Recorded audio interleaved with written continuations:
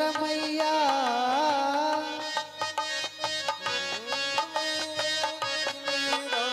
हो सुमरे राम रमैया हो बनो दीवानो नगर और छा सुमरे राम रमैया हो धन्य हो गई कुंवर गणेशी हो धन्य हो गई कुंवर गणेशी लेके तुम ता थैया उपनई उपनई गली है डगरिया गली है डगरिया गली है डगरिया और छाप राजे राजा राम जी हो मोरी लइयो खबरिया और छाप राजे राजा राम जी जय हो।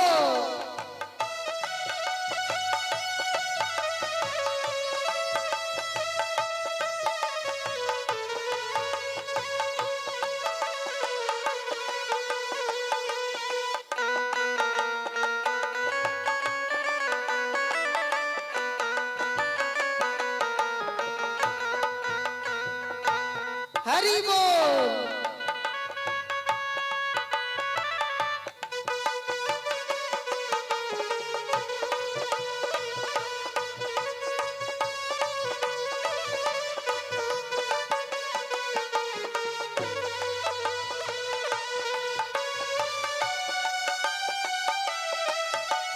जय जय श्री राम।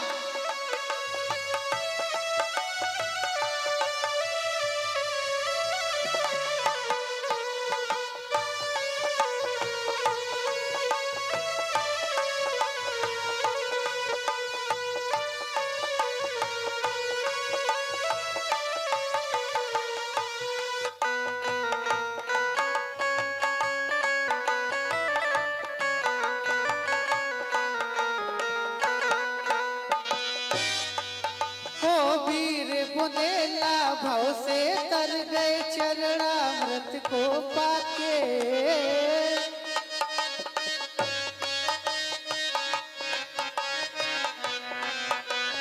वीर बुनेला भाव से तर गए चरणामृत को पाके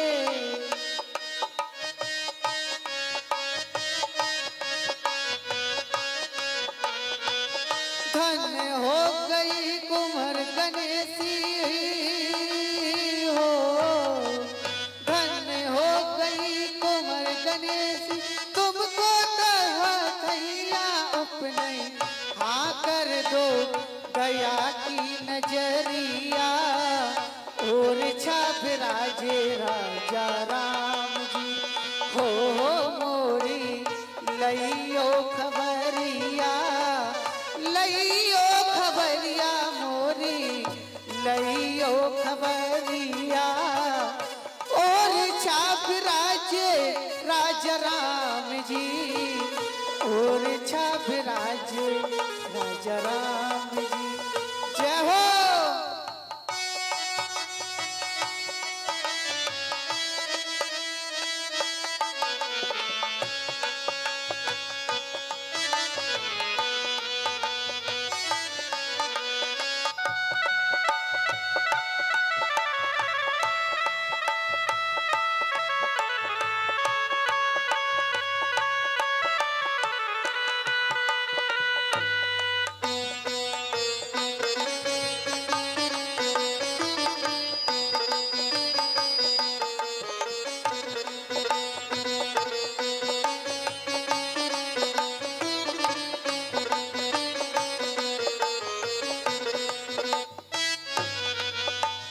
चाल कछु ना जानी खूब करी मन मानी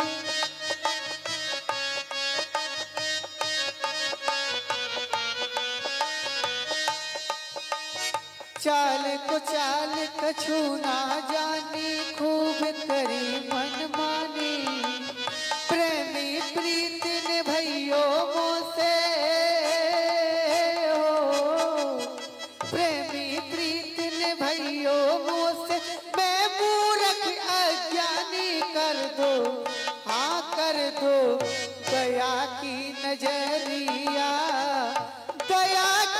नजरिया कर दो दया की नजरिया और छाप राजे राजा राम जी हो मोरी लीजो खबरिया और छाप राजे राजा राम जी और छाप राजे राजा राम जी।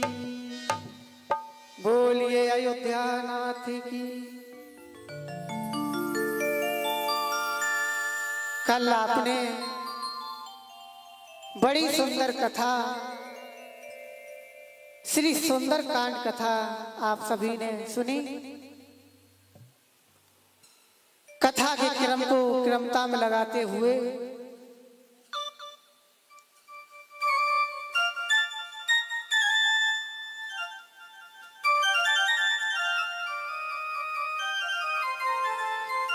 आज श्री राम अपनी सारी वानर सेना संपूर्ण रामा दल को लेकर लंका के उस पार पहुंच जाते हैं। 4 दिन हो गए पर रावण का कोई कुछ अता पता नहीं। देखिए आज श्री राम जी बुजुर्ग का सम्मान कर रहे हैं। रामा दल में सबसे वयोवृद्ध कौन था? श्री जामवंत जी। जामवंत मंत्री अति बूढ़ा, बूढ़ा नहीं अति बूढ़ा। आज श्री राम जी ने अपने मंत्री जामवंत से कहा, हे ऋक्षराज, हमें लंका में आए पूरे 4 दिन हो चुके पर रावण की ओर से कोई संदेशा अभी तक नहीं आया। बताइए क्या करना चाहिए। देखिए रामायण के अंतर्गत 3 मंत्रियों का उल्लेख हुआ है। कौन कौन?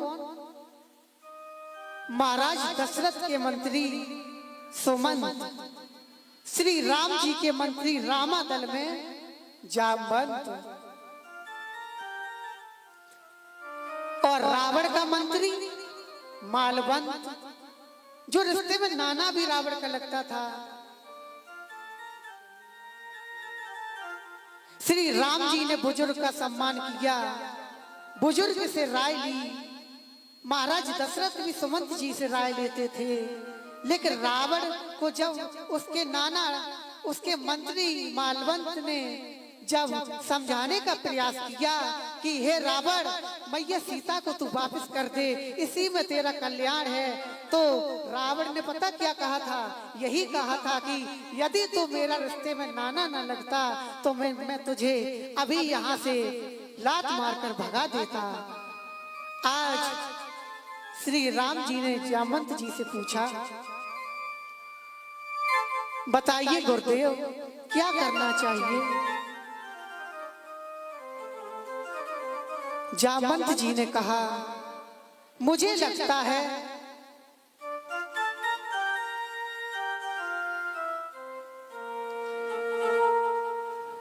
जामवंत जी ने कहा, हे राघव, युद्ध का परिणाम कभी अच्छा नहीं होता, युद्ध सदैव विनाश की ओर ले जाता है। इसलिए मेरी इच्छा है कि एक दूत भेजा जाए। कौन? किसको भेजा जाए? तो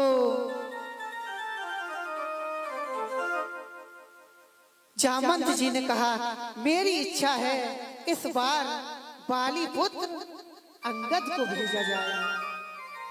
आज जैसे ही जामवंत जी ने अंगद जी का नाम लिया, अंगद जी तुरंत उठ के खड़े हो गए।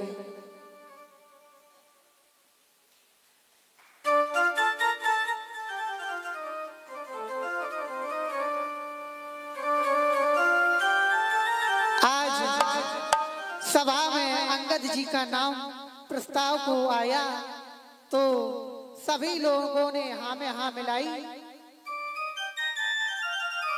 अच्छा, जामवंत जी ने अंगद जी का ही नाम क्यों लिया? जब सभी वानरों से ये पूछा गया था सबकी राय ये ली गई थी कि किसको अब दूत का कार्य दिया जाए, किसको लंका द्वारा शांति दूत के रूप में भेजा जाए।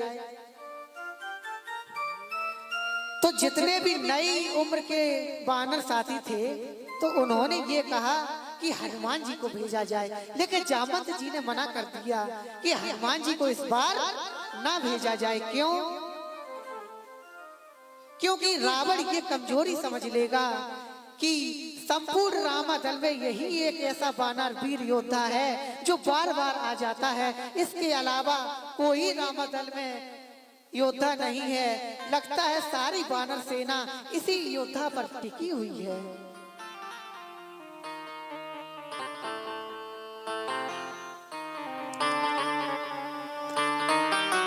आज अंगद जी का नाम प्रस्तावित हुआ। अंगद जी तो तुरंत उठकर खड़े हुए। आज राम जी ने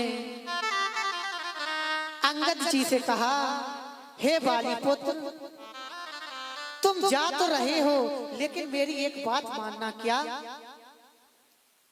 कि रावण को तुम भली भांति समझाना कि यदि वो अब भी हमारी सीता को वापस कर दे तो अब भी मेरा उससे कोई बैर नहीं है, मैं अब भी उसे माफ कर दूंगा। आज राम जी समझा रहे हैं। बाबा गोस्वामी जी लिखते हैं, काजू हमारे तासुहित होई, तासुहित होई।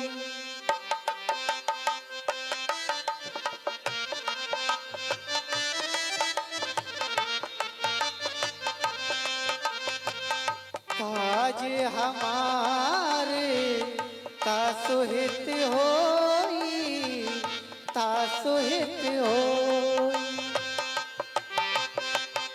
जय हो।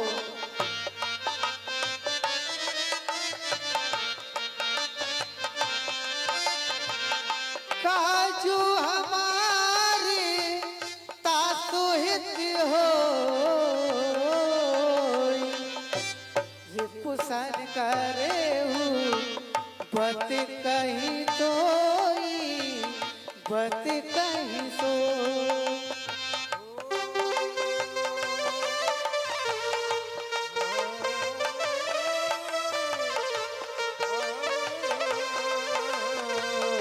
बंदी चरनी उर धर प्रभुताई,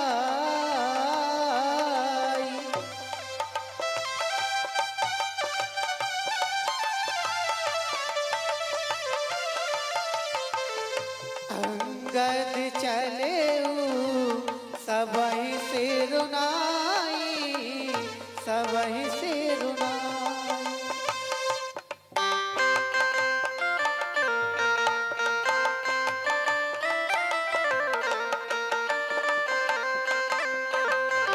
पूरे पैठ तेरा बड़का बेटा, रावण का बेटा।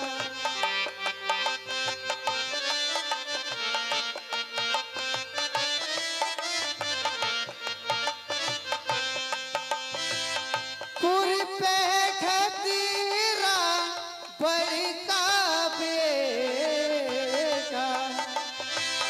खेलत रासो होए गई भेंटा, होए गई भेंटा।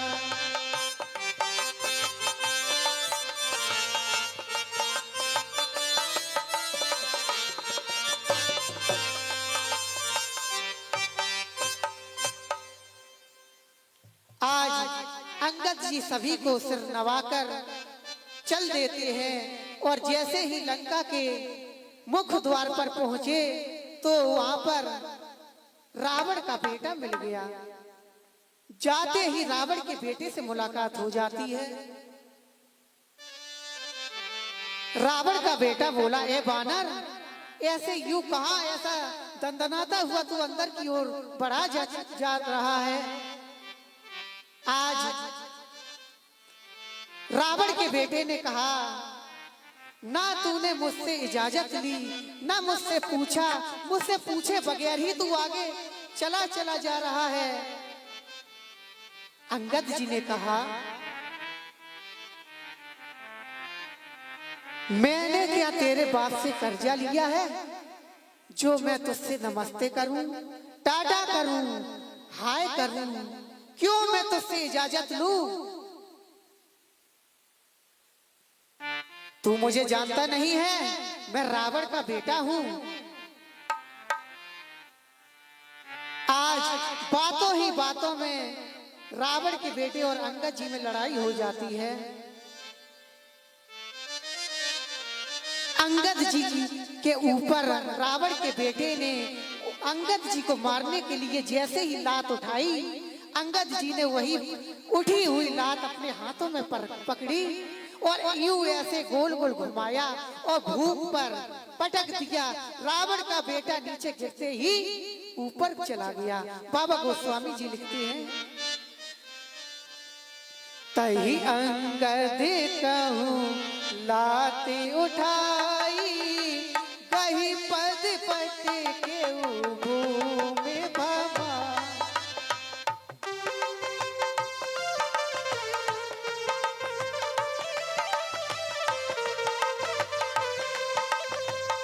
तही अंगद कहूं लाते उठाई, भूमि पे पट के भूमि भमा।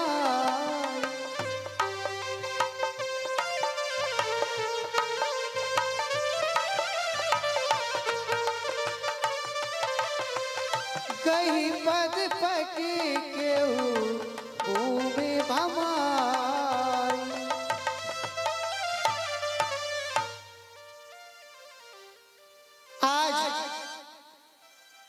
रावण के बेटे को मारने के बाद अंगद जी आगे चलते। अच्छा, मैं आपसे एक बात पूछना चाहता हूँ, अंगद जी लंका में रावण के महल में क्यों आए?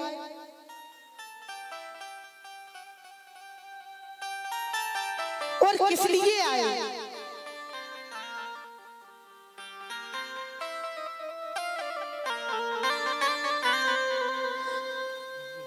अंगद जी शांति दूत बनकर आए और समझौता के लिए आए।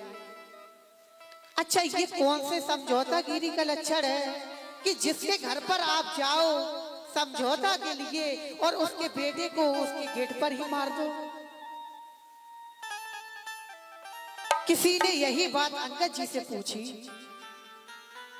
कि अंगद जी एक बात बताएं जी, कि ये कौन सा शांति दूतगिरी का समझौता का लक्षण है कि आप रावण के घर पर गए और रावण के बेटे को उसके गेट पर ही मार दिया?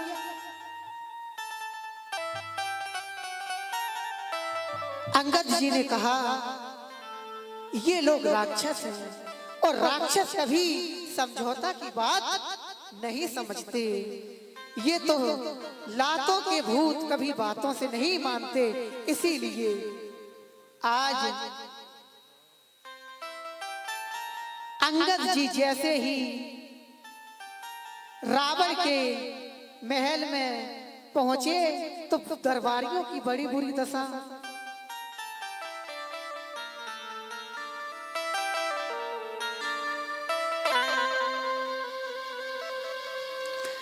जितने भी दरबारी रावण के दरबार में सभी अंगद जी के सामने हाथ जोड़ खड़े हैं, सभी कांप रहे हैं। अंगद जी जैसे ही दरबार में पहुंचे, बाबा गोस्वामी जी लिखते हैं,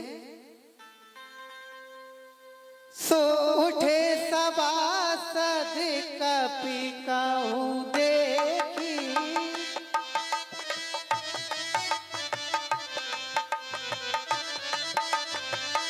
उठे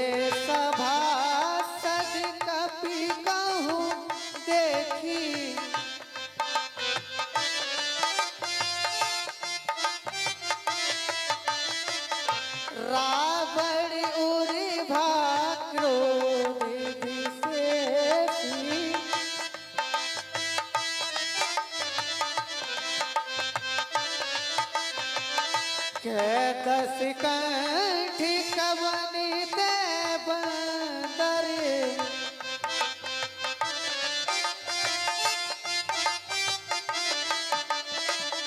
कह दस कंठ कबन दे बंदर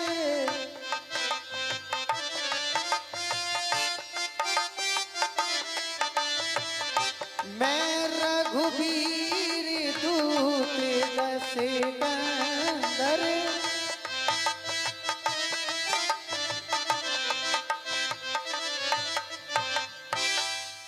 कह लंकेश कवन ते बंदर मैं रघुबीर दूत दस कंदर। जो बात रावण ने हनुमान जी से बोली थी वही बात अंगद जी से बोल दी। हनुमान जी से क्या बोला था? कह लंकेश कवन ते कीसा, वही बात अंगद जी से बोल दी। क्या? कह लंकेश कवन ते बंदर। तो अंगद जी कहाँ चुप रहने वाले थे? अंगद जी ने तुरंत जवाब दिया, मैं रघुबीर दूत दस कंदर।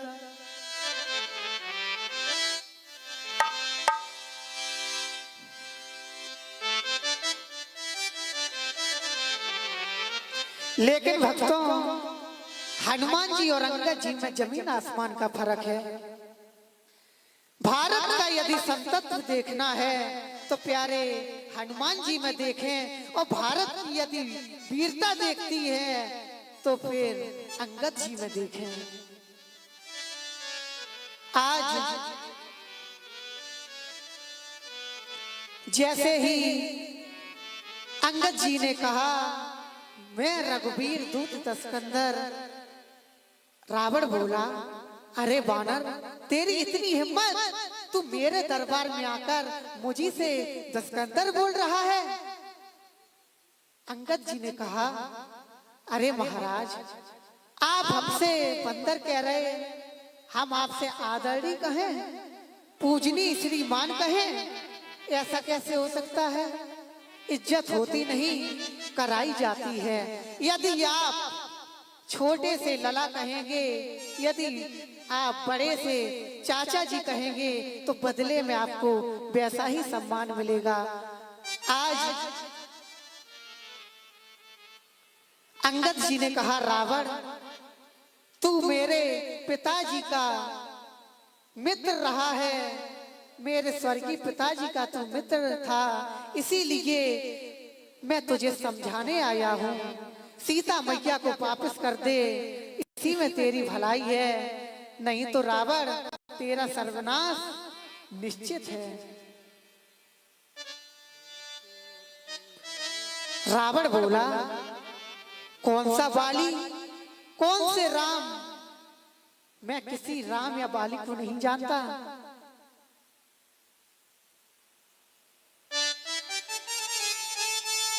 अंगद जी ने कहा, महाराज, आप मेरे स्वर्गीय पिताजी को भूल सकते हैं, तब आपकी मजबूरी थी, क्योंकि आपको 6 महीने होश ही नहीं था उस समय। लेकिन अचंभे की बात यह है कि आप श्री राम जी को कैसे भूल गए?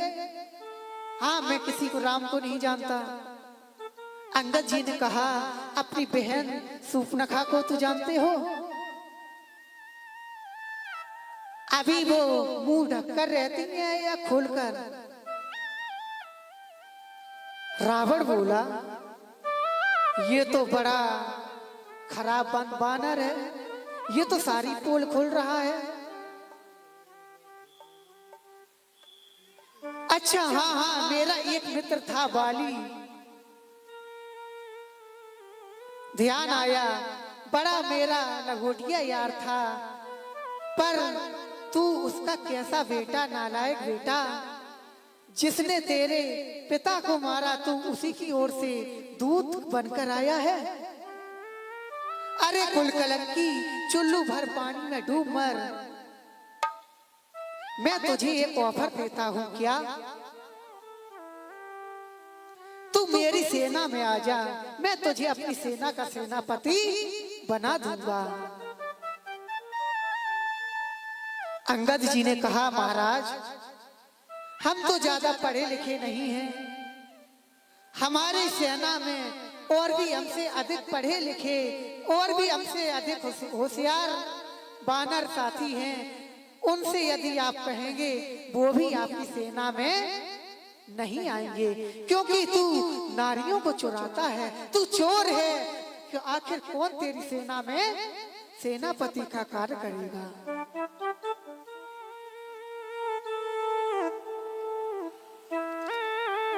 मैं तुझे भी एक ऑफर देता हूँ, क्या? यदि तू अब भी मैया सीता को सम्मान के सहित वापस लौटा देता है तो हमारे प्रभु श्री राम तुझे माफ कर देंगे, लेकिन ऐसे नहीं, उसमें भी एक शर्त है। उसमें भी एक शर्त, कौन सी? बाबा गोस्वामी जी लिखते हैं, दसन गए तन कंठ कुठारी, परजन सहित संग निज नारी।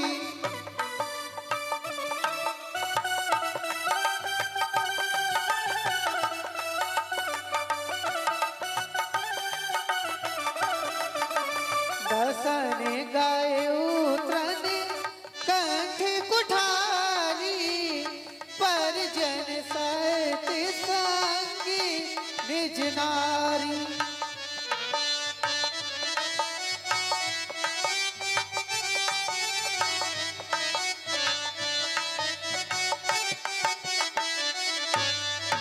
सादर जनक सुता करियागे, एहि विधि चलाऊ सकल भय त्यागे।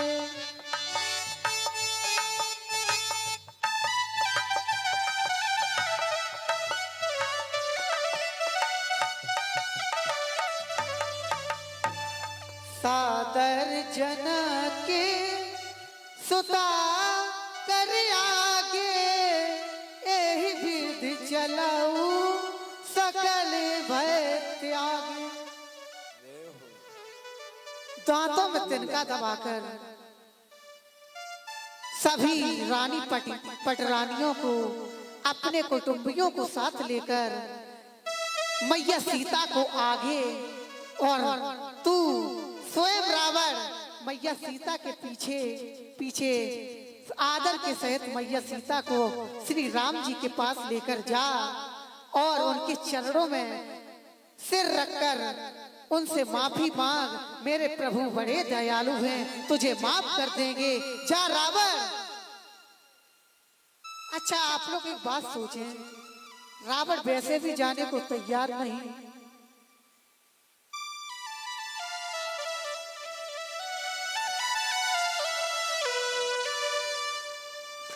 रावण वैसे भी जाने को तैयार नहीं, और अंगद जी ने इतनी शर्तें भी लगा दी।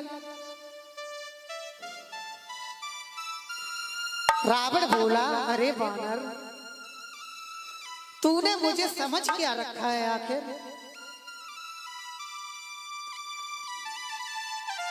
अंगद जी बोले, महाराज हम तुम्हें समझने ही तो आए हैं, आखिर आप हैं कौन? रावण बोला, मैं बहुत बड़ा वीर हूँ, मैं बहुत बड़ा योद्धा हूँ, मैं इतना बड़ा वीर कि मैंने अपने सर काट डाले।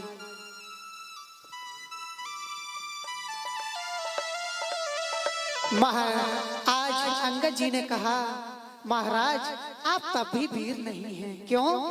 मैंने अपने सर काट डाले, फिर भी मैं वीर नहीं हूँ। अंगद जी ने कहा, महाराज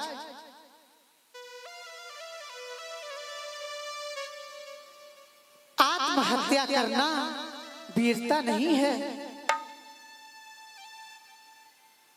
आत्महत्या करना तो कायरता है। रावण बोला, अरे मैंने सिर्फ काटे ही नहीं, हवन कुंड में स्वाहा स्वाहा करके चढ़ाए भी हैं। अंगद जी बोले, महाराज आप तब भी वीर नहीं है। रावण बोला, मैं तब भी वीर नहीं हूं। क्यों?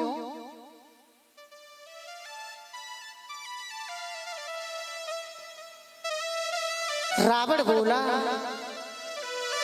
मैंने अपने 10 शीश काट काट कर ब्रह्मदेव के सामने, ब्रह्मदेव की तपस्या में स्वाहा स्वाहा करके हवन कुंड में चढ़ा दिए, फिर भी मैं वीर नहीं हूं। अंगद जी ने कहा, महाराज, दीपक के चारों ओर पतंगे भिनभिनाते हैं, लाखों पतंगे प्रत्येक रात्रि को मारे जाते हैं। क्या आपने कभी न्यूज में सुना कि भारी मात्रा में आज इस स्ट्रीट लाइट से, इस लैंप से इतने पतंगा वीर गति को प्राप्त हुए? महाराज, ये वीरता नहीं है। क्यों? जरहे पतंगे विमोह बस, खाभार बहे भगवंत, तेना वीर कहा वही, समुझ देखे मत बंद हो रामा, समुझ देखे मत बंद।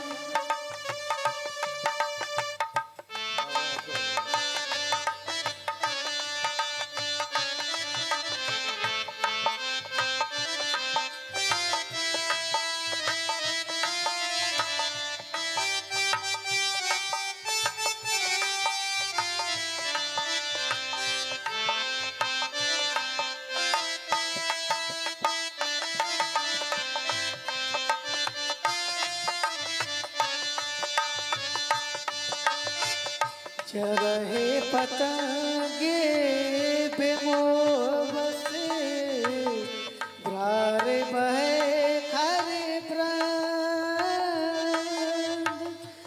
तेना सूर कहा वही, समुझ देके मतिमंद।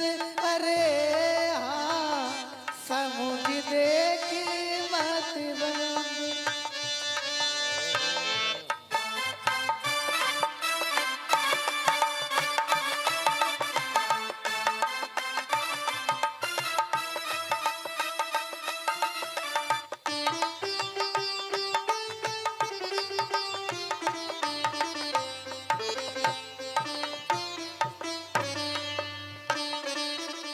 अरे रावण, जरहे पतंग विमोह बस, जिस प्रकार से पतंगे अपने विमोह में मारे जाते हैं, इसलिए रावण ये भी वीरता नहीं। क्या बताएं महाराज, और बताइए आप कितने बड़े वीर हैं? मैं इतना बड़ा वीर, मैं इतना बड़ा वीर, मैं जब धरती पर चलता हूँ तो धरती डगमगा जाती है। चलत दशानन डोलत अवनी, मैं इतना बड़ा वीर कि धरती कांपती है मेरे चलने से। अंगद जी ने कहा, महाराज, आप तब भी वीर नहीं है। क्यों? मैं तब भी वीर नहीं हूँ। जी महाराज, क्यों? क्योंकि जब आप चलते हैं तब धरती हिलती है, और हमारे श्री राम जी के छोटे भ्राता अनुज लक्ष्मण जब अपनी जीव को ही हिला देते हैं, धरती डगमगा डोल जाती है धरती। बाबा गोस्वामी जी लिखते हैं, लखने सको पे बचन जे ही बोले, बचन जे ही बोले, डगमगाए मई दे गज डोल।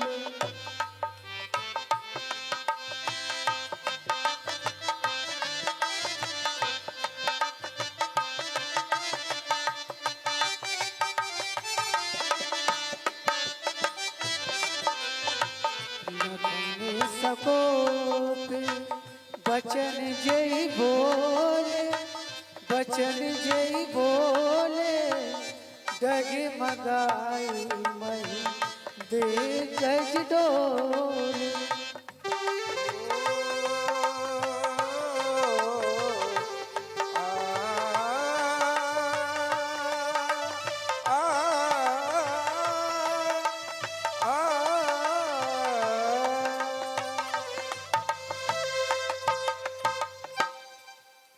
महाराज जब आप चलते हैं तब धरती हिलती है, और हमारे अनुज भ्राता लक्ष्मण जब अपनी जीभ को हिला देते हैं तो धरती डगमगा जाती है। रावण बड़ा हंसा पहले तो, और फिर कहा अरे वानर, तेरा पिता तो इतना बड़ा गप्पी नहीं था, वो तो हमारा मित्र था, मैं तो उसे भली भांति जानता था, पर तू इतना गप्पी, इतना बातूनी, इतनी बातें मारने वाला कहां से हो गया?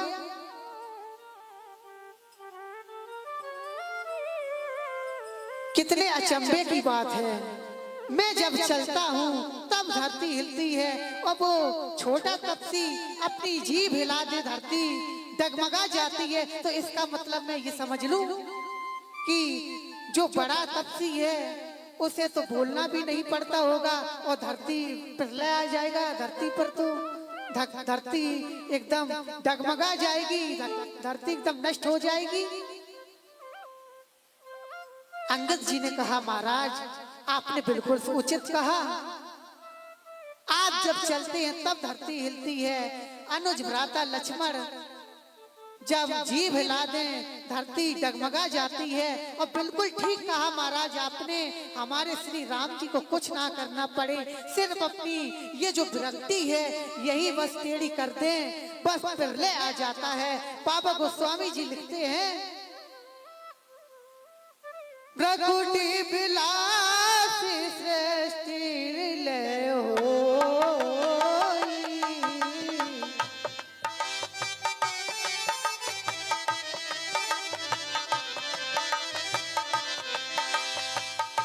भ्रकुटी बिलासी सृष्टि लय होई, सपने संकट पराई सोई।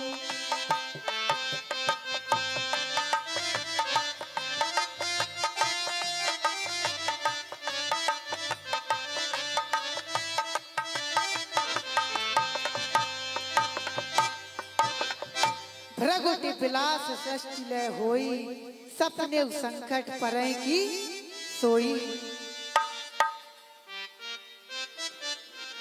आज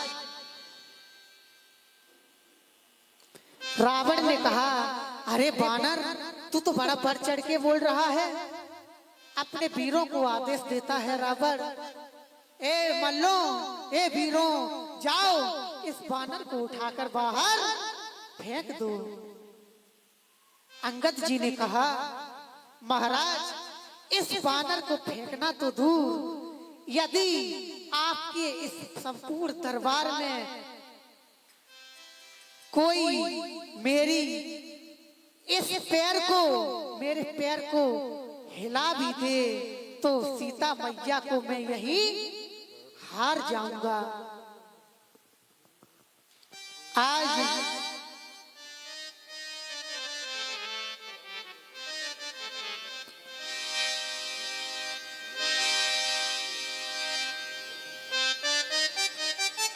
रावण ने कहा अरे वानर, तू मुझे चैलेंज कर रहा है? अंगद जी ने कहा बिल्कुल महाराज, यदि आपके पूरी संपूर्ण सभा में कोई भी मेरा पैर, कोई भी वीर यदि हिला भी दे तो मैं यह सीता को मैं यहीं पर हार जाऊंगा और मैं वापस चला जाऊंगा।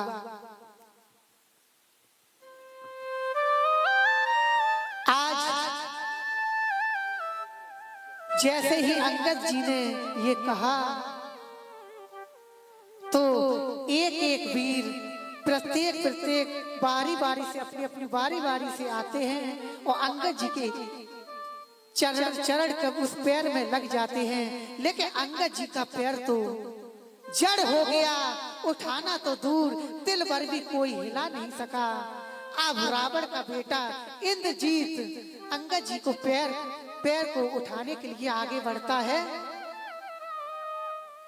बाबा गोस्वामी जी लिखते हैं, इंद्रजीत अधिक इंद्रजीत आदिक बलवाना, आदिक बलवाना, हरस उठे जहाँ तहाँ भटना।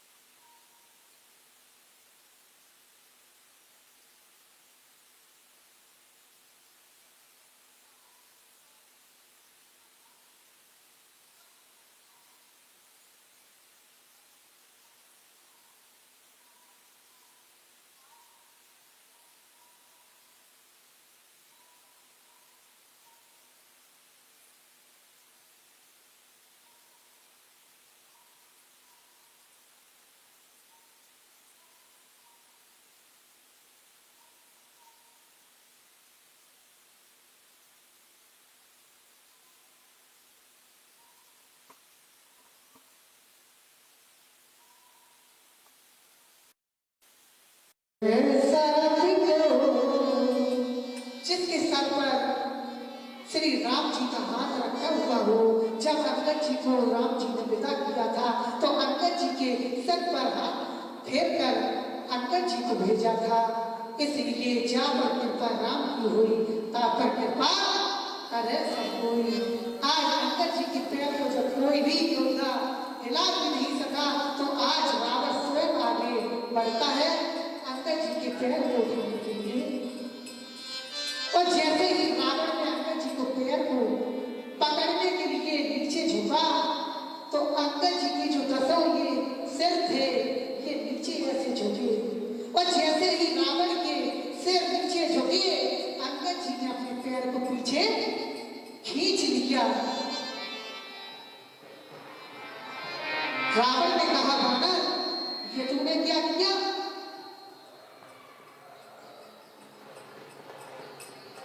अंगद जी ने कहा, रावण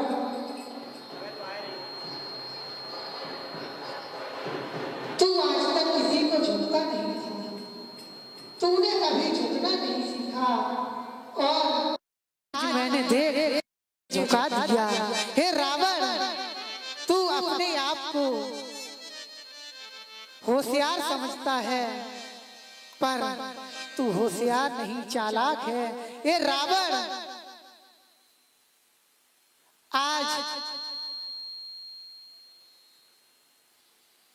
रावण जैसे ही नीचे झुका तो उसके मस्तक से उसके सर से रावण जैसे ही नीचे झुका तो उसके मस्तक से 4 मुकुट उसके नीचे गिर जाते हैं। और जैसे ही मस्तक से मुकुट नीचे गिरे, अंगद जी ने वो 4 जल्दी जल्दी मुकुट उठाए और रामादल की ओर फेंक दिए। अच्छा, अंगद जी ने ये 4 मुकुट ही क्यों फेंके? आज ज्यादा फेंकने थे या कम फेंकते? ये 4 मुकुट नहीं है, ये 4 पदार्थ हैं। कौन कौन से? अर्थ, धर्म, काम, मोक्ष, साम, दाम, दंड, भेद, ये 4 नीतियां हैं। और जिसके पास से ये चारों नीतियां चली जाती हैं, जिसके पास से ये चारों पदार्थ चले जाते हैं रावण, उसका सर्वनाश तो निश्चित है। ऐसा अंगद जी रावण को ललकार कर वापस रामादल की ओर चले आते हैं।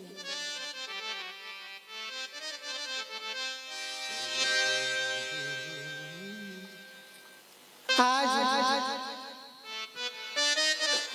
रामादल में आने के बाद श्री राम जी ने अंगद जी से पूछा, बताओ अंगद, क्या कहा रावण ने? क्या मेरी सीता को वापस करेगा? यदि वो मेरी सीता को वापस करेगा, लेकिन मैं तो विभीषण जी को लंकाधिपति लंकेश बनाने का विश्वास वचन दे चुका हूं। यदि रावण मेरी सीता को वापस कर दे तो अभी हम 2 भाई वन में हैं, तब हम चारों भाई वन में आ जाएंगे और मैं रावण को अपने अयोध्या का अवधेश बना दूंगा।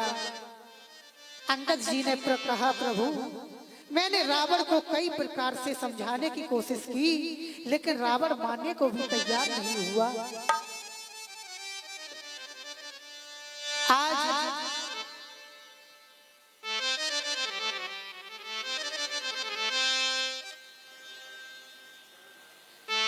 श्री राम जी के आदेश पर रामादल में 4 टुकड़ियां बनाई जाती हैं और लंका के चारों मुख द्वार पर रामादल की 4 टुकड़ियां लगाई जाती हैं। यहीं पर वाणी का विराम। उससे पूर्व श्री राम नाम। सीताराम जू की प्यारी राजधानी लागे, महारानी लागे, मन में मीठो मीठो सरियो जी को पानी लागे।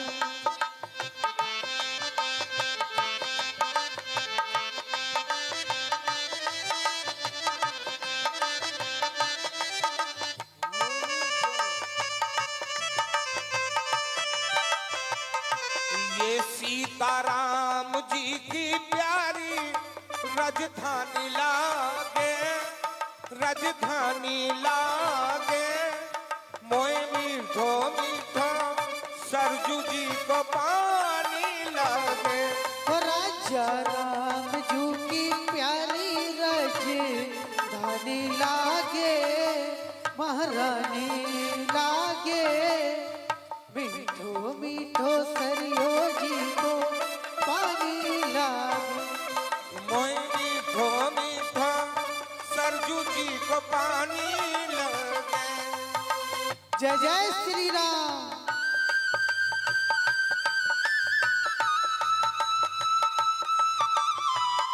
ताली सेवा करते हुए, क्योंकि रामायण में श्री राम कथा में ताड़ियों का विशेष महत्व है।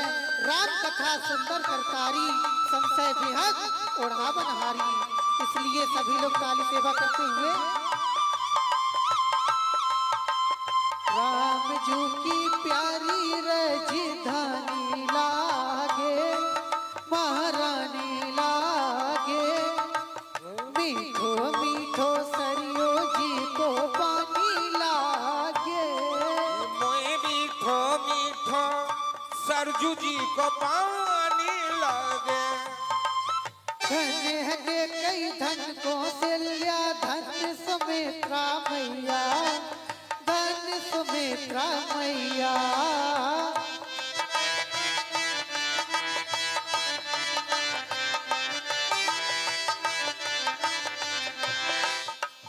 धन भूप दशरथ के आंगन हो, धन भूप दशरथ के आंगन खेल चारो भैया, खेल चारो भैया हो, खेल चारो भैया।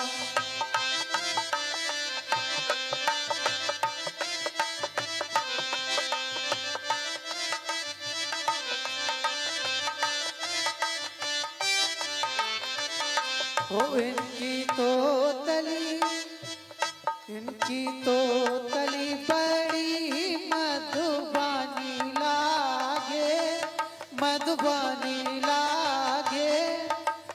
मीठो मीठो सरियो जी को पानी लागे, ओह मीठो मीठो सरियो जी को पानी लागे। हो सीताराम जी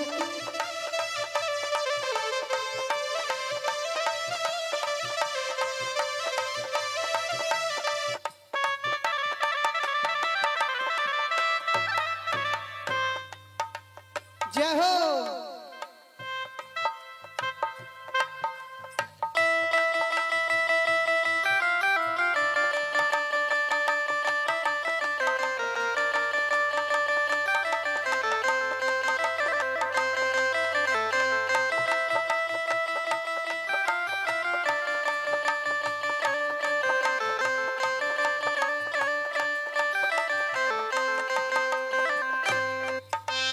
छोट छाबनी रंग मैल हनुमान गणियत सुंदर, हनुमान गणियत सुंदर।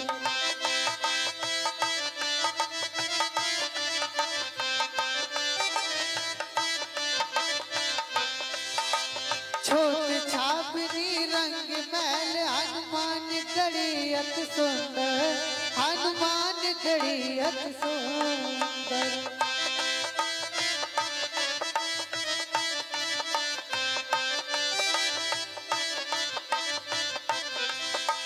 स्वयं जगत के मालिक बैठे हो, स्वयं जगत के मालिक बैठे कनक भवन के अंदर, कनक भवन के अंदर। हाँ कनक भवन के अंदर।